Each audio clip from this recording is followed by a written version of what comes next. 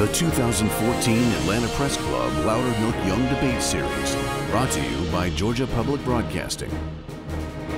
The Republican race for the 10th Congressional District. Good evening, I'm Ricky Bevington, News Director for Georgia Public Broadcasting. We would like to welcome our viewers and our live audience to the Atlanta Press Club Loudermilk Young Debate Series, originating from the GPB studios in Atlanta. This is the debate between the Republican candidates in Georgia's 10th Congressional District in East Central Georgia. The 10th Congressional District includes all or parts of 25 counties, including parts of Gwinnett, Newton, Henry, and Columbia counties. And now let's meet the candidates. They are in alphabetical order. Mike Collins is a business owner. He serves on Georgia's Associated Credit Union Board of Directors and on the Board of Directors of the Georgia Motor Trucking Association. Gary Gerrard is an attorney in the greater Athens area. He has experience in a variety of areas, including small business, urban planning, and nonprofit organizations devoted to alleviating poverty. Jody Hice is the founder of the Culture and Values Network and the host of the Jody Hice Show, a conservative talk radio program. Next, Donna Sheldon serves the 104th Georgia District in the Georgia House of Representatives. In 2009, her Republican colleagues elected her as chair of the House Majority Caucus. Stephen Simpson served in the United States Army for 20 years before retiring as a lieutenant colonel. He was also an intelligence officer with the Defense Intelligence Agency and later served the Secretary of the Army in the Office of Congressional Liaison. Broun Slowinski is the past chair of the Columbia County Republican Party and is the chair of the Columbia County Tea Party. And Mitchell Swan is a colonel in the United States Marine Corps Reserves and a resident of Athens, Georgia. And now let's meet our panelists. Blake Odd is the news editor for Flagpole magazine in Athens. Next, Raul Bali is a freelance reporter based in Augusta. And Tim Bryant is news director for Cox Media Group Athens and host of Newsmakers with Tim Bryant on 1340 WGAU. Tonight's debate will consist of 3 rounds. For more information on the rules of each round, please visit the Atlanta Press Club website. It's atlantapressclub.org. And now let's get started. In the first round, each candidate will be asked one question by one of our panelists. Candidates have 60 seconds to answer that question. Raul Bali, you get the first question to Mike Collins. Thank you, Ricky. Mr. Collins, according to the Georgia Department of Transportation, the 10th Congressional District has more than 3,600 miles of roads supported by the Federal Highway Trust Fund. That includes 99 miles of interstate, parts of I-75, 85, and I-20. Now, the trust fund is expected to run out of money this fall due to a number of factors, including more fuel-efficient cars.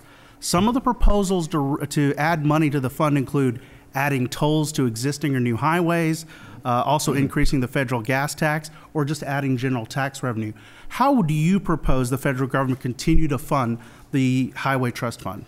At the current time, I'd be in favor of getting it out of the general fund. We are taxed enough in this country. We are not undertaxed, and we would get it out of the general fund, and that's one of the main points that we've been running on, is the economy. We need more taxpayers in this country. When you get this economy going again, you'll get more people paying into taxes, and you'll bring that level back up. And at some point, yes, we probably need to look at how we are taxing it. But there again, I still say we are taxed enough. All right, that was a 30-second answer, so thank you. That's your time. Blake Odd, excuse me, Tim Bryant, you have the next question to Gary Gerrard. Mr. Gerrard, healthcare. Rural healthcare delivery in particular, we're seeing smaller hospitals around the state struggling to keep their doors open, in some cases closing. What do we do, what can we do in terms of assisting those rural healthcare facilities, the smaller hospitals in the smaller communities? Well, I would say the first thing that we need to do is to make sure that the current reimbursement system is followed, which includes paying the actual cost to rural hospitals who have 25 beds or less, such as the new hospital, St. Mary's Hospital, that is in Putnam County. That helps maintain their revenue base in order to be able to support services for other people that are serving there. The other thing that I would say is that we need to look at ways to reduce the cost of health care generally, to be able to expand the ability to fund current hospitals with the funds that are available. One of those things that I have talked about before is to encourage people to use advanced directives such as living wills. 15 seconds. And the advantage of that is that by doing so, it cuts down the end-of-life care significantly so 5 that seconds. the actual cost of medical care is significantly reduced. Thank you. Blake Odd, next question to Jody Hice.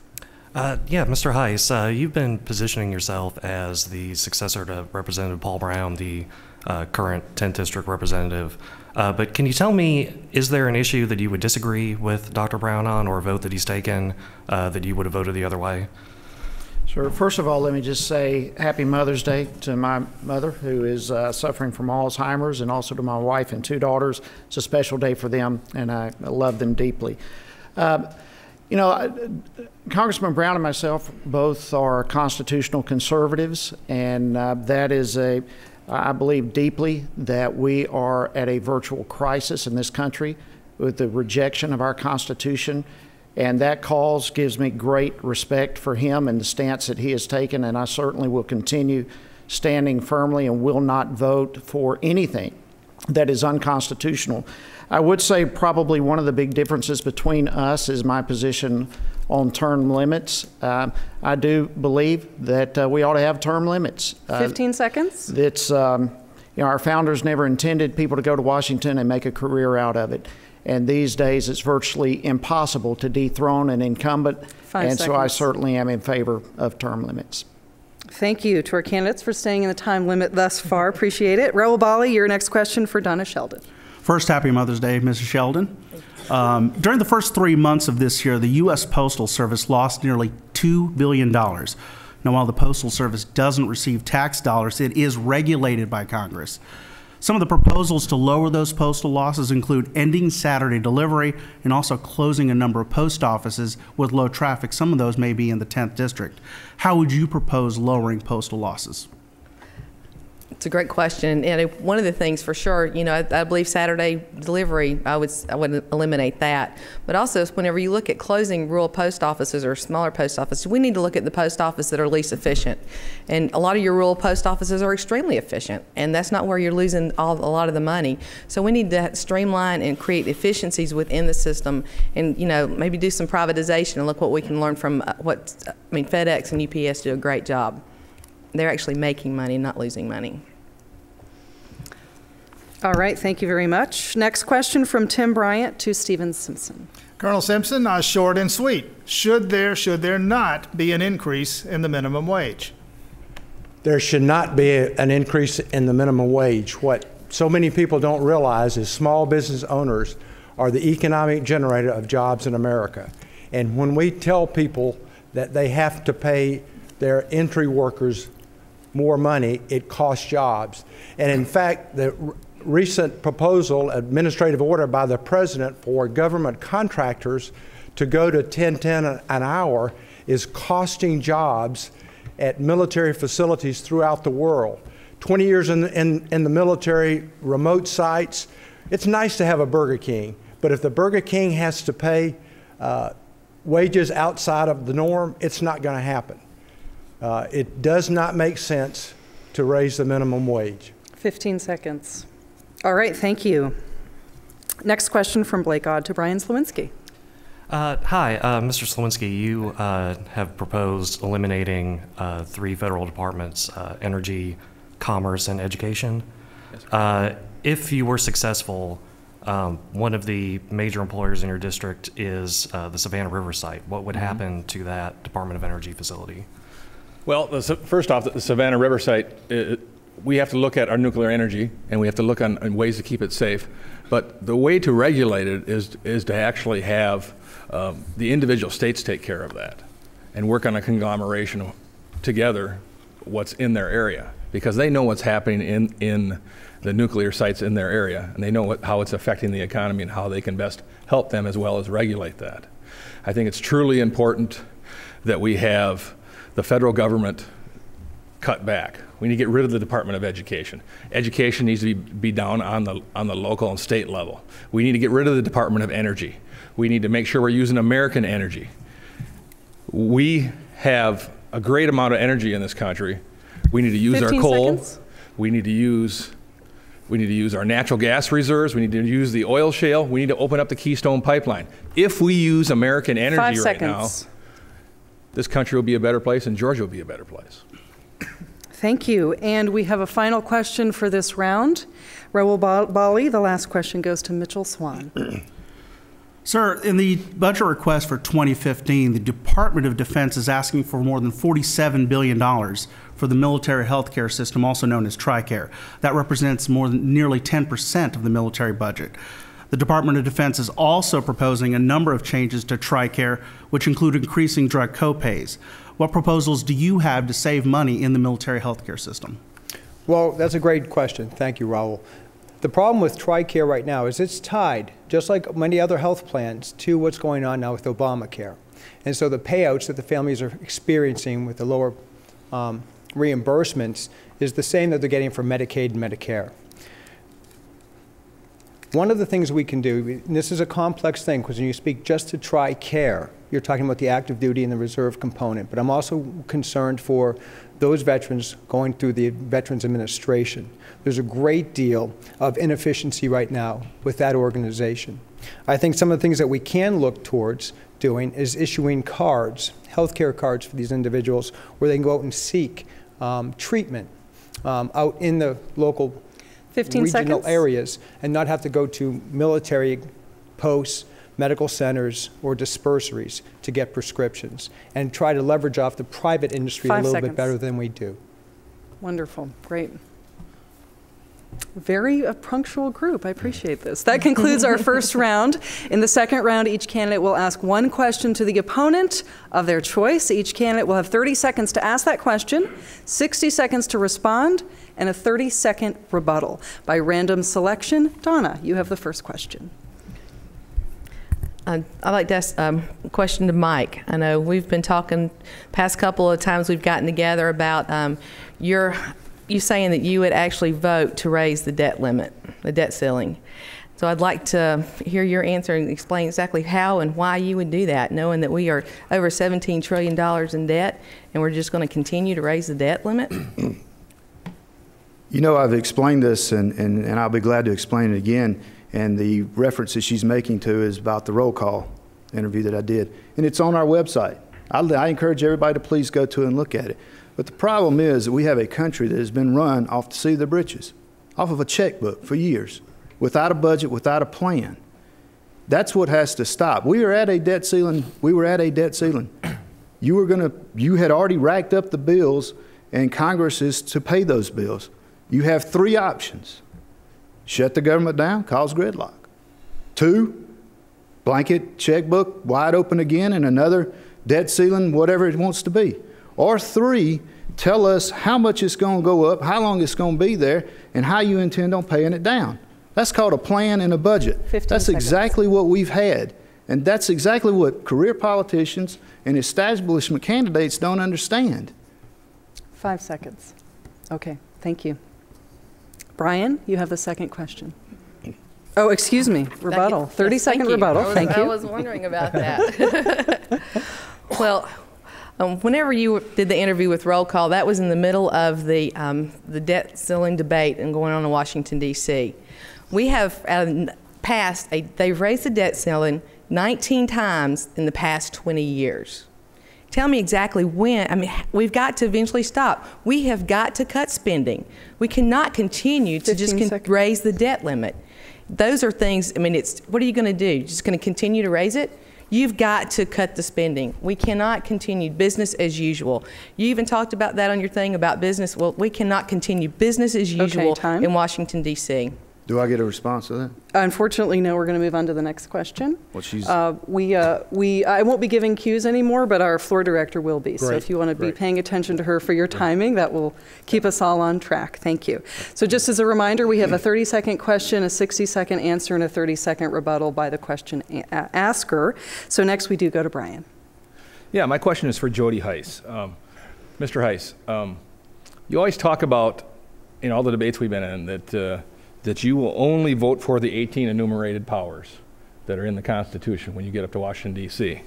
My question is, Social Security, Medicare, and Medicaid aren't in there. So that tells me are you gonna cut Social Security, Medicare, Medicaid? What are you gonna do with that? Well, there are other items also that are mentioned in various amendments and so forth that are not in specifically in the 18 areas.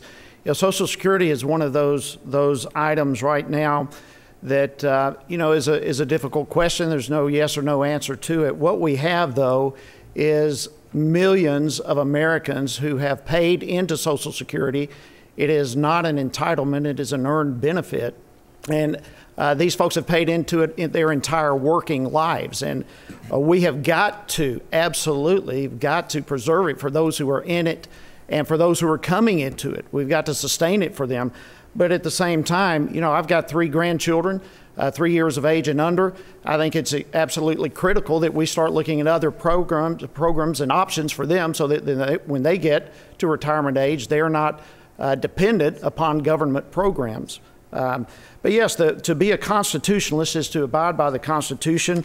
We have programs such as Social Security that we've got to continue to maintain. Time. Thank you. And we have a 30-second rebuttal. Well, again, 44% of the budget goes to Social Security, Medicare, Medicaid. And if it's not in the Constitution, you said you won't support it. So where do we go from here? I think what we need to have a national conversation. We need to have a national conversation between the grandparents and the grandkids out there. Because originally when Social Security was set up, we had 23 people paying for every one. Now it's only 2. We can't support it. It's unsustainable. And we need to have people up there who understand finance. Okay. Thank you. Mitchell, it's now your turn to ask a question of one of your opponents. All right, thank you, Vicki. My question is for Stephen Simpson. As many of us know, border security is a very critical issue that we have to resolve in the next few years, and one that we've dealt with for 20 plus years. And while I have a plan to solve immigration, I'm concerned about how we're going to secure our northern and southern borders.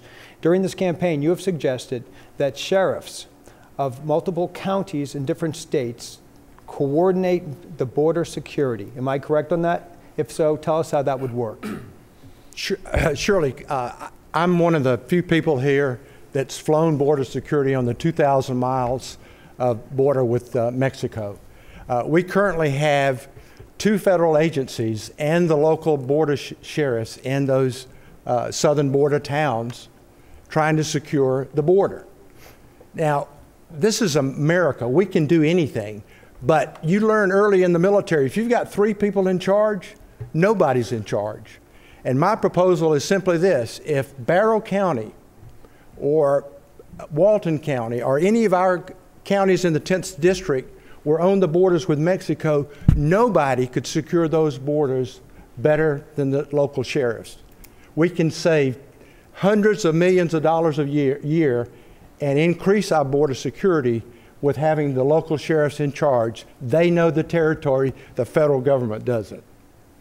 Okay, and a 30-second rebuttal from Mitchell. Okay, well, I feel as someone that's actually done a lot of operational planning and also recognizing there's few things that the federal government really should be doing, border security is one of them. I'm not upset that we have bad security. I'm upset that the federal government is not taking it seriously. But I am concerned that on face value, there is no way that 100 or potentially thousands of individual county sheriffs could ever coordinate command and control, share assets, standardize training, and share information. We'd have a very porous situation on both fronts and be worse than what we have. There are only about 7 counties that border Mexico. We're moving on to the next question. Jody, it's your turn. Thank you. I'm going to address my question to Mr. Swan. First of all, Mitchell, I deeply appreciate yours and Stephen and Gary and many others' service to our country. But we are living in a point right now where there is a great attempt to decrease the size of our military, even to pre-World War II days. And in the midst of the economy that we have right now and all the cutbacks, what is your suggestion? What does a strong national defense look like to you, and how do we fund it appropriately? All right, thank you. That's a great question. There's a few things I'd like to cover. First, we have more global unrest today than we've ever had before a world war. And we have Al-Qaeda all through North Africa, Africa in general. We see what's going on today even in Nigeria. We must maintain a robust military fighting force. But what people need to understand is a great deal of the DOD is not the fighting force. And I think that we make a grave error when we go into our fighting force, our young men and women in uniform, those young E3s, E4s with families, and fire them because they're not unionized. So just to scale back expenses. What we need to take a hard look at are the civilians in suits and ties working in the offices and cubicles around the nation who are not laid off or fired from the DOD. That's where our cuts should come from, that back office support. I feel that we need to keep our maritime assets, our air assets, our troop assets at a high level, both in training and in numbers, and that we ought to start looking towards the civilian force to reduce it. Thank you. And a 30-second rebuttal from Jody? Okay, really not a whole lot of rebuttal. You know, the military is one of those 18 areas that we are responsible constitutionally to be strong. And if we abide by the Constitution, we are going to have a strong military.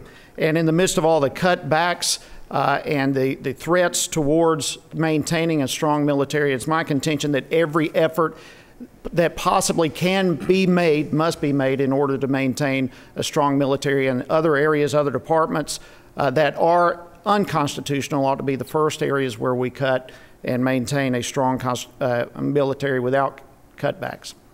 Thank you. Mike, you have the next question to the candidate of your choice. Thank you. I'd like to address my question to Mr. Stephen Simpson. Mr. Simpson, we've all been out there traveling across the district for a number of months and talking and listening to people and trying to get an idea of what they think that the most pressing issue with our federal government is. What do you see as the most dangerous or the most pressing issue from a federal government standpoint? Great question. 25 counties and 92 cities. This is a pretty diverse district. But the bottom line is it's about jobs. It's about the economy. It's about job creation, fundamental tax reform, and balancing the budget. If we create jobs that we can do with people who think outside of the box, people with proven leadership skills, we can create jobs.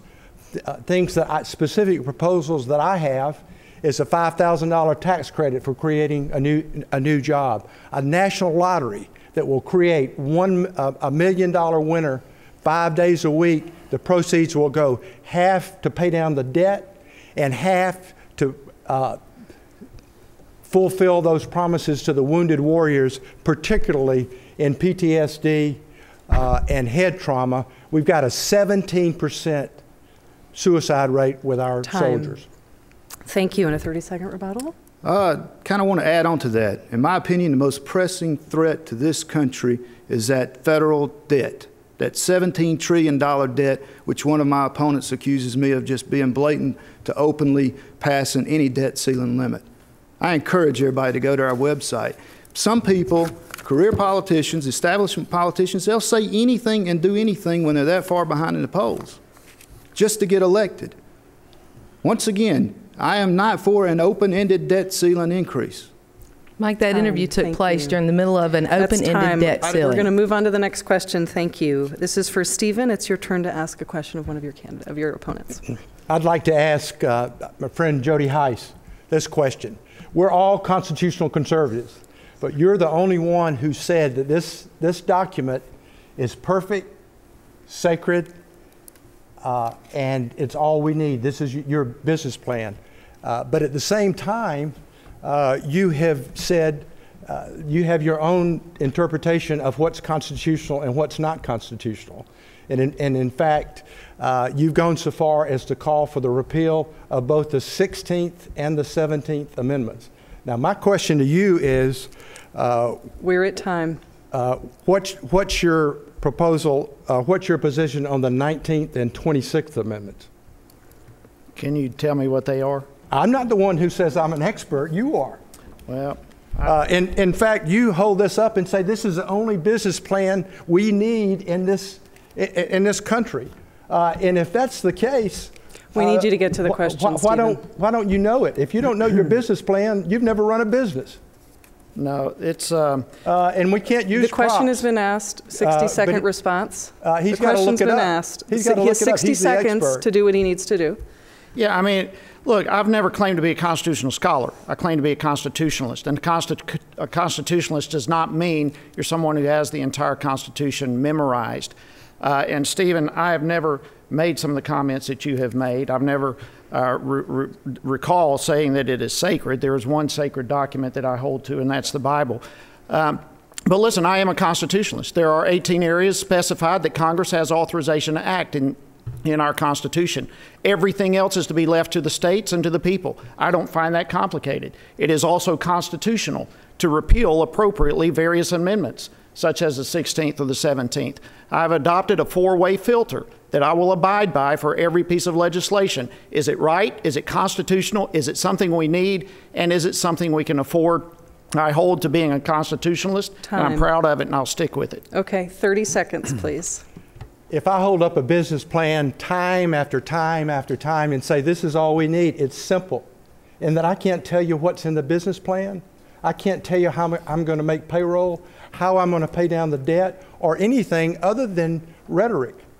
Rhetoric sounds good, but it doesn't create jobs.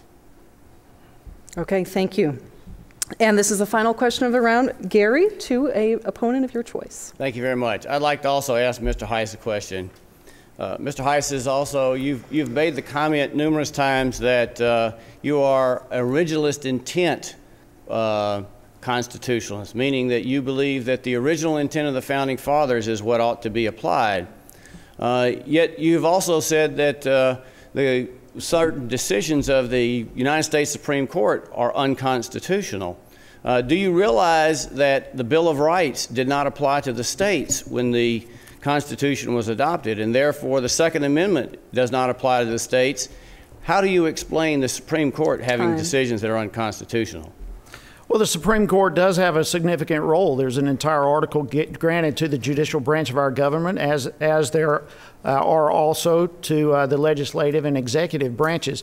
Look, we can try to dissect a lot of things in here. The bottom line, and I am an original intent. I believe we need to abide by the Constitution, by the original intent of the Constitution. I do not accept, as evidently some of my opponents in this race, a living document approach to the Constitution, that it is a moving target, forever changing, depending upon whatever administration happens to be in control at any point. There is an amendment process. It is not easy. It's not intended to be easy, because our Constitution should not be easily altered or changed. And again, I am proud to be a constitutional conservative. And I believe it's becoming more and more evident that not everyone on this stage, although they often claim to be, they are not constitutional conservatives. There is one in this race, and I am, and I will not budge from that position. Time, thank you, in 30 seconds. As a lawyer, as a former teacher for 10 years at the University of Georgia, as a member of the United States Supreme Court Bar, I think that your idea of the Constitution as being interpreted in 1789 is just simply wrong. If you take just the Second Amendment, it was only this past year that the Supreme Court of the United States, who you say can make unconstitutional decisions, decided that individuals have the right to bear arms under the Second Amendment and not just militias. You need to go back and learn something about the Constitution. Time. Thank you. That ends round two. For those of us joining us, this is the debate between the Republican candidates in Georgia's 10th Congressional District. Thanks for joining us. We will now go to our third and final round. In this round, each panelist will ask a question to the candidate of his choice until we run out of time. I will determine when a rebuttal is appropriate. Let's get started with Blake Odd. You're first. Oh, thank you, Ricky. My question is for Mr. Gerrard. Representative Paul Ryan recently gave a well-publicized speech where he called the war on poverty a failure. As the former CEO of a nonprofit that implements many of those federal programs for low-income people, do you agree with Congressman Ryan that the war on poverty has been a failure? Well, I think that if you look at the percentage of people who are in poverty when the Great Society programs were adopted, which was something just over 15%, and the percentage of people that are in poverty today, you will find that we have not made any progress from the standpoint of the percentage of people that are in poverty. Having run an anti-poverty agency, I found that a number of the programs that I administered tended to help people stay in poverty more than it helped them get out of poverty, which is one of the reasons why after I helped get that organization out of nearly $2 billion of debt, including donating the $100,000 a year salary as the CEO back to the organization to save 70 people's jobs. I changed the focus of that organization into identifying people who wanted to get out of poverty and show them the various ways that are and the opportunities that are available to get out of poverty, and to help them financially and socially with mentors and tutors to be able to do that. And I'm very proud of that. Thank you. Raul Bali, you have the next question. My question is for Brian Slowinski. Mr. Slowinski, in February, the Department of Energy announced that it would provide $6.5 billion in federal loan guarantees to 2 companies that are building 2 brand new reactors at Plant Vogtle in Burke County. Another $2 billion for a 3rd company is being negotiated right now. Do you believe that this is an appropriate use of federal funds? Personally, I think it should come from the state level, because it's being built, and that's built in the state, and that's who's going to reap the benefits from it, the existing states around the area, whoever the employment coming. Being where it's located right now, South Carolina and Georgia would probably bear the extent of that. We need to get back in this country back to the basics. Government spends too much money, it taxes too much, and we need to cut back. We need to get rid of some departments, and we need to put the government in check before they write any more checks. I think that's truly important, that we have people up there who are fighters. I'd be a Republican fighter for the people of the 10th District, and I'd throw the bums out of D.C., because that's what needs to happen. Thank you. Tim Bryant. My question is for Colonel Simpson. You brought him up. Share with the rest of the class, please, the contents of Amendments 19 and 26, and share your position on them. 19 gives women the right to vote. 26 gives our young people, 18 years of age and older, the right to vote. I believe very strongly, having worked with young Republicans and Republicans since I was very, very young, that we need to do that. And of course, having been married for 41 years, and if I didn't support the 19th Amendment, I would be in a heap of trouble on Mother's Day. Okay, great, thanks. We're going back to Blake Odd. Well, I'll go ahead and follow up on that question too. Mr. Hice, should women have the right to vote, and should 18-year-olds have the right to vote? Absolutely. The citizens of the United States, absolutely. Okay, Raul. My question is for Mr. Gerrard. Mr. Gerrard, the airports in Athens and Macon currently receive federal subsidies to support commercial air service. Last month, the Department of Transportation informed the Athens airport that it could lose its $1.5 million annual subsidy because it's having a low passenger count. The subsidy could be saved by a waiver under the Federal Essential Air Program. Do you believe this is an appropriate use of federal funds, and do you support securing that waiver? No, I do not support the use of federal funds for that subsidy. I've been a pilot. I've flown out of Athens Airport for almost 10 years until, unfortunately, I sold my airplane last week. But the truth of the matter is that you could actually buy a ticket to fly anywhere in this country based on the amount of money that is spent per passenger who flies out of that subsidized airline out of Athens. It's time that we quit playing favorites in the economy with federal funds. We need to let businesses that can survive on their own by making a profit, by providing a good service where it is warranted and desired, make money and thrive and provide jobs, and stop taking the federal money from everybody in this audience and everybody on television, taking their money to support somebody that can't make their company work. All right, thank you. Tim, you have the next question. My question for Donna Sheldon. This came up at a forum in Wilkes County, if memory serves. Folks over in the eastern part of the district very much concerned about the Corps of Engineers and the water management plan, a plan that some say the Corps has been dragging its feet in terms of updating. What should happen with the water management plan as it affects the lakes along the South Carolina border? Well, we need the Corps to update the current regulations. I mean, they have been stalling their feet, and it's important to this to the state of Georgia, and specifically to the 10th District, that the Corps change those regulations. And one of the things that I've been talking about as I campaign too is, you know, we're in a water war right now kind of with Alabama and Florida, and currently we don't have a congressman sitting on the Transportation Committee, and that is where the water bill goes through. So we need to make sure that we have the resources available, or people there fighting for our citizens in Georgia to make sure we have our water. In Georgia, we actually did some things, passed some legislation to make sure make it easier for people, for communities to build reservoirs. Because we've got to, one of the things that you need to grow an economy is those resources, and water is very important to that. Thank you very much. Blake? I'll direct this to Mr. Collins. Can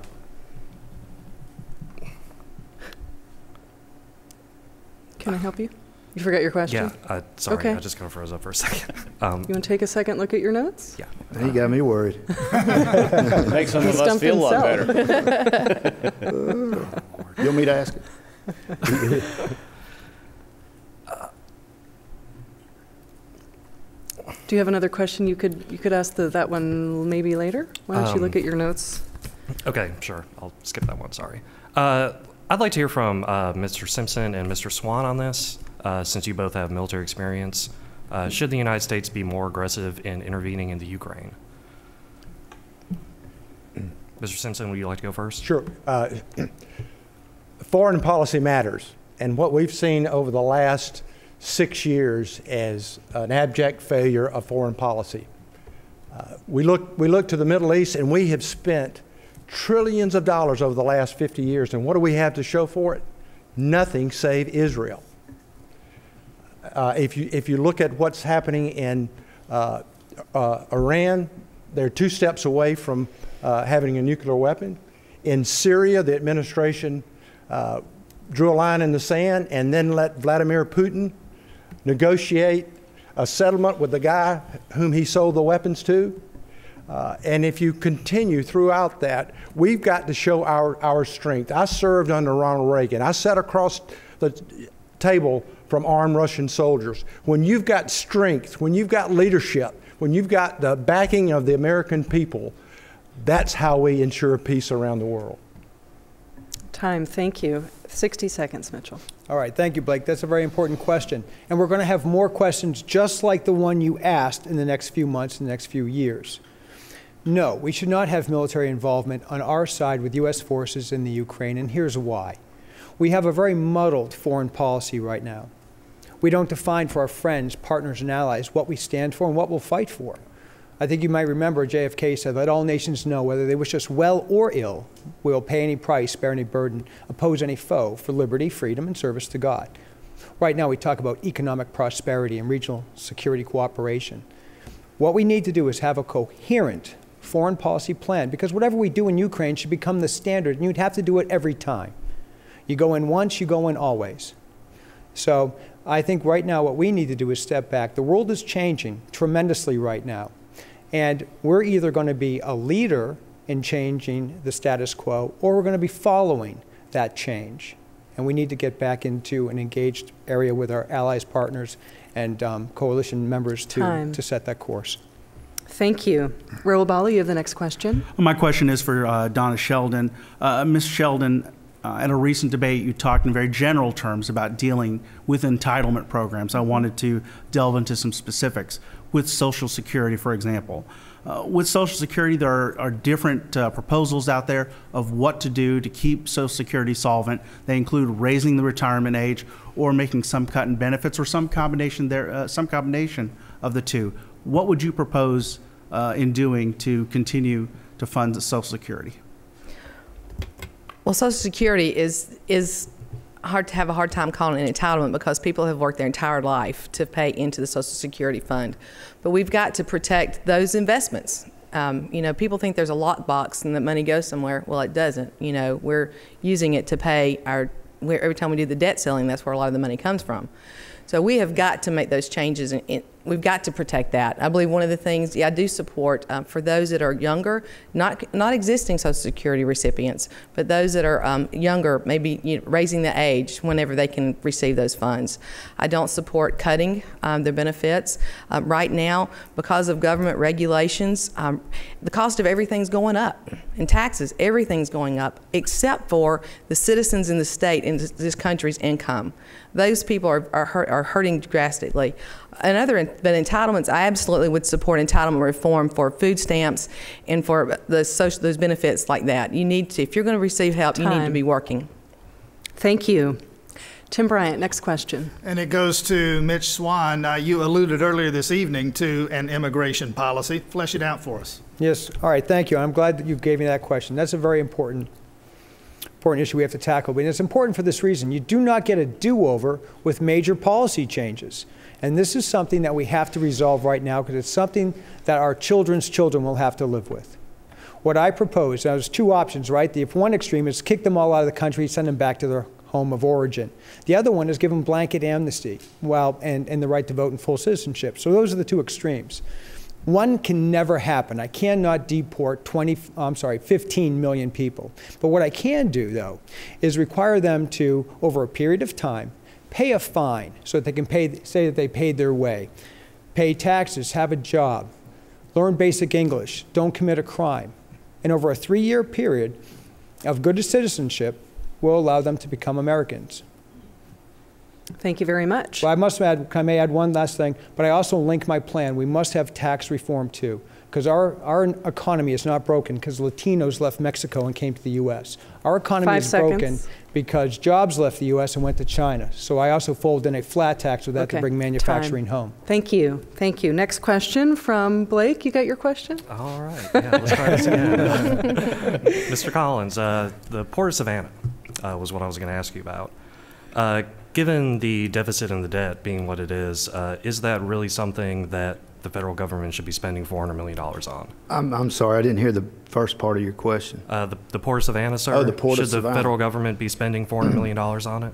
I think that they should help fund that. Yes, we obviously spend too much. The federal government needs to be reined in on their spending.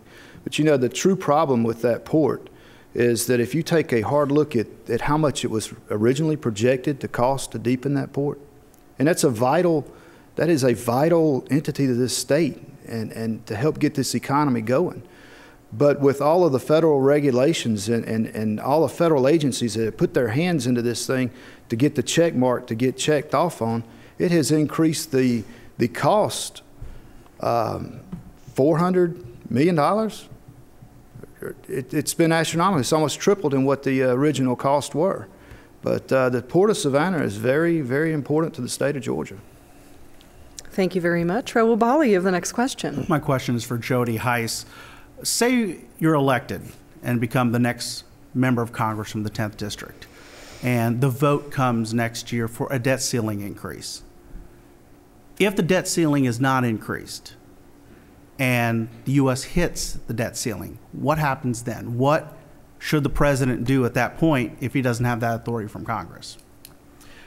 Well, certainly he should not do what happened last time, and that is create pain and suffering for the American citizens unnecessarily so. What has to happen is the same thing that happens in my home, and when something like that occurs, you've got to cut spending. What is happening in the United States right now economically is we continue going in debt further and further and further. It is impossible to get out of debt by borrowing more money. That is why the debt ceiling being raised must absolutely be stopped. The answer is to cut spending. It is not rocket science. We're spending more than we're taking in, and now we're borrowing 42 cents out of every dollar that we spend. It is an absolute disaster waiting to happen, and it will happen. It's not a matter of if, it's a matter of when. We must absolutely, without question, cut spending. That is what has to happen, and it is disastrous for us to think economically that we can get out of this by raising the debt ceiling. Thank you very much. Tim Bryant, next question. Question for Mr. Collins. The Georgia legislature passed, and Governor Deal, in fact, signed legislation that requires mandatory drug testing for some food stamp welfare recipients. Should such legislation be enacted at the federal level? Should Congress pass a similar law? Well, I think the food stamp program needs to be looked at very hard. And yes, sir, I would have no problem with the drug screening. I would even go a step further. I think that if you're able to work and you're on food stamps, you should be required to have a job. Okay, thank you. Back to you, Blake Odd. I'll direct this to Ms. Sheldon. Ms. Sheldon, would you vote for John Boehner to be Speaker if you're elected? And if not, who do you think should be the Speaker? Well, I've got 2 elections or 3 elections to get through before I get to make that decision, make that vote. You know, having served in the House, it's important that we have the right type of leadership. I'm very concerned about what we're seeing right now in Washington, D.C. out of this current leader. Well, the American people have absolutely lost trust in our government, in our elected officials. They are so tired of people that continue to want to be somebody, and this time we elect people that want to do something. Right now, I will vote I will fight in that Republican caucus. Whenever we're meeting to determine who our nominee will be, I will make sure that that person is a strong leader, a conservative leader that has a vision and a plan. Right now, our country we're just flailing around because there is no vision. As Republicans, we need to come together, find those things that we agree on, and ensure that our children and grandchildren have the same opportunities that we did. Right now, nobody's getting along, and I put that solely on leadership's head. All right. Raul. My next question is for Mr. Simpson. Mr. Simpson, it has been nearly a decade since the military, along with Congress and the President, has done a BRAC, a Base Realignment and Closing Commission. Is it time to do another BRAC? And if you believe so, how would you do it differently this time around versus the last set of BRAC? That's a great question, and the bigger question is not if we're going to have another BRAC, but when. I'm the only person here who actually worked inside the Pentagon during the BRAC process. And when that happens, it's the military leaders inside the Pentagon that decide what's going to be realigned or what's going to close. We've got 2 military installations that border our district. Robins Air Force Base, which is one of 3 remaining air logistics centers, used to be called depots. We've got Fort Gordon, which will likely benefit from base closure. We're losing Saxby-Chambliss. We don't have any military leadership in our delegation. But I know very, very well that this BRAC process works with someone who has the credibility, the background, and the experience to get inside the Pentagon before the process starts. Thank you very much. And our final question comes from Tim Bryant. And it goes to Brian Slowinski. Mr. Slowinski, let's discuss foreign aid for a moment. The foreign aid budget, increase it, decrease it, leave it the same? How do you allocate foreign aid resources? Well, first thing, the question is, where is our national interest in this foreign aid? We need to look at the bases we have all around the world. We have 900 bases throughout the world. We need to cut back on some and make sure we only keep the strategic ones. When it comes to aid, we have to look on where we're spending our money. You look back at the Afghan-Russian war back in 1980. We were supporting the Mujahideen. Well, Osama bin Laden was the leader of that group, and look what happened there. We got to really look on who our allies are and where we're spending our money and whether it's in our national interest. We got to keep America strong, peace through strength, but the only way to do that is we got to make sure we're spending our money properly because we don't have the money anymore. We got to start concentrating on strengthening the United States, and we need to cut back on our foreign aid that we have out there. We spend way too much, and we're not getting enough for it. I think we need to cut back and look at our national priorities, and that should be America. Thank you very much. That is all the time we have for questions. Each candidate will now have 60 seconds for a closing statement. And Brian, you have the first closing statement. Well, again, happy Mother's Day to all the mothers out there, happy grandmothers out there, happy great-grandmothers out there, and especially happy Mother's Day to my lovely wife of 6 children. Again, my name is Brian Slowinski, Brian Slowinski, Brian Slowinski. Up here, you have 7 candidates. We have the Republican primary coming up. Check out our experience. What makes us a Republican? 14 different times I've been elected to leadership positions within the Republican Party. 14 times. County chairman. Twice elected to state GAGOP. 14 different times.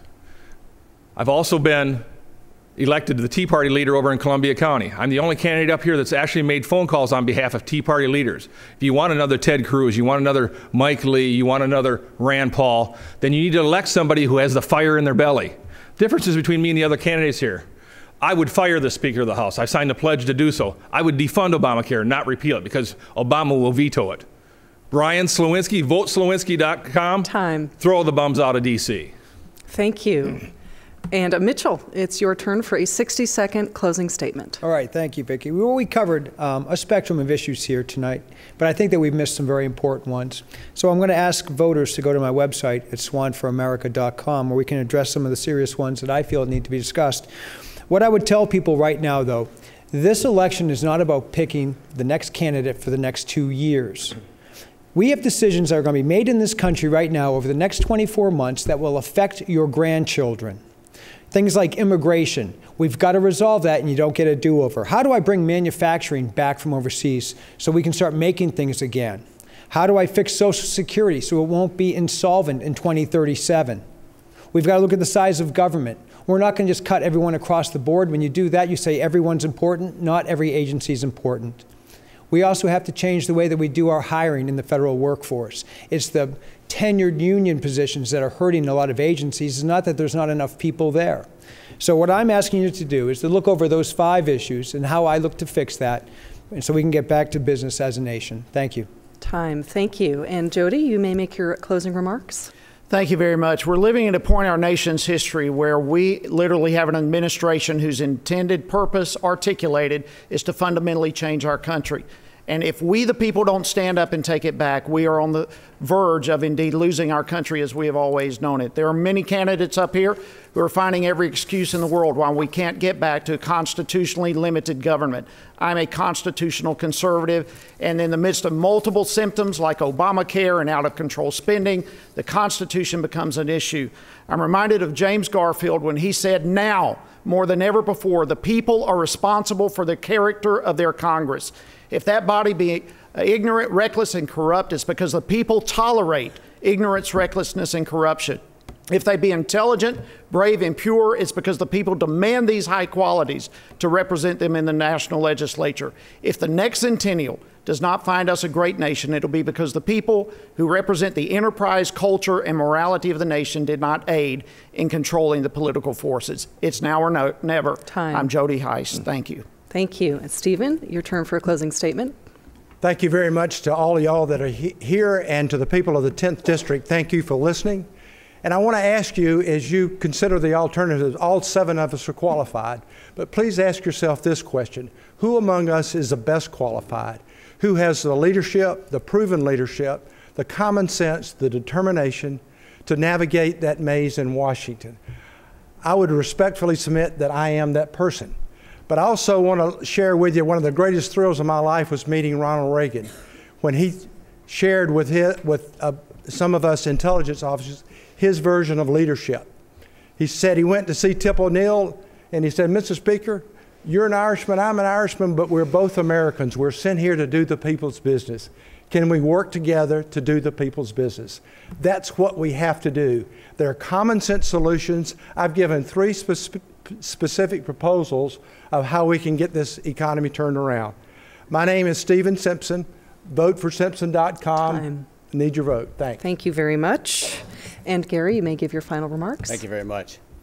Thank you, ladies and gentlemen. I think that we have many problems in this country, and the problem that we have with why they don't get worked on and solved is because the people in Congress are much more interested in their own personal benefit than they are in benefiting you, the people that they represent. And to try to solve that problem, I have offered to sign a contract with every single voter in my district, which says that I will not take a salary until Congress passes a balanced budget. It's because no one else in the world gets paid before they do their job, and I don't think Congress should either. And it's because every one of these candidates up here tell you that the most serious problem our country faces is the national debt. And it is. Our children will not have the same opportunities if we don't solve this problem. So to do that, it's going to take sacrifice. And I'm not willing to ask anyone else in this country to sacrifice more than I'm willing to sacrifice first. Thank you. Time. Thank you very much. Donna, your closing remarks? Thank you. It has been a great time as we've been campaigning. You know, and several of my opponents, especially one, continues to talk about me being a career politician, about the challenges, problems with career politicians in Washington, D.C. I'd like to thank his dad for several years his service in Congress. You did a great job, and I appreciate that. But, you know, while I served in the State House, you know, we were able to do some great things. We cut the budget, and we balanced the budget. We cut taxes. I passed legislation to expand concealed carry and other Second Amendment rights. Anybody in this up here can promise you a conservative voting record, but I have a proven track record of fighting for our shared conservative values. Our problems today are serious, and we need serious people that are willing to go up there and fight for our children's future. Right now, we continue to elect the people that want to go and be somebody. We need to send somebody that wants to do something. I've got the track record. I'm honored to be endorsed by the NRA, Congressman John Linder, and Georgia Carey. Time. Thank you very much. And Mike, you have the final closing remark of the evening. Thank you. You know, we've been out there campaigning since last May. And y'all, it's been humbling and encouraging, the amount of support that we've been receiving. I think people understand the difference between me and all the other candidates up here. I'm the only candidate in this race that owns and operates a business on a daily basis for over 20 years. I've been in the trucking business.